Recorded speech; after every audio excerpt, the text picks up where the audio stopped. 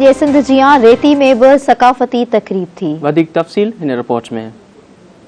धरती टीवी ऐं सोब मीडिया ग्रुप तरफा एकता जो ॾियारो मुंहिंजी धरती मुंहिंजे शान जे सिरे हेठि अॼु रेती वासी शहर में जेका आहिनि इहे बि भरपूर नमूने सां मल्हाए रहिया आहिनि। अचो त नौजवाननि सां एकता जे ॾींहं जे बारे में ॻाल्हायूं त हिननि जो वधीक इन बारे में छा चवणु आहे।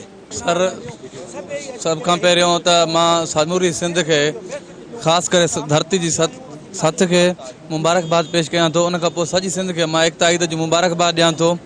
त एकता हिकु 5000 साल पुराणी असांजी सकाफ़त आहे। असां 5000 साल पुराणो सिंधी आहियूं।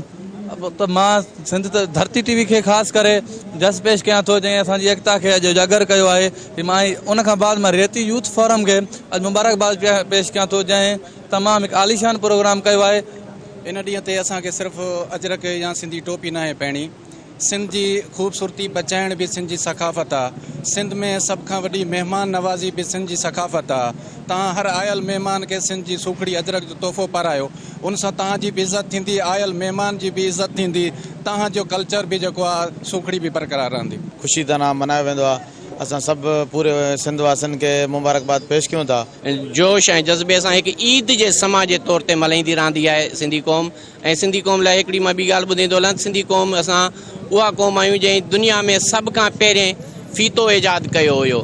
ऐं असां सदियुनि खां वठी सिंधी असां हमेशह जेको आहे अॻिते अॻु बढ़ाई रहिया आहियूं।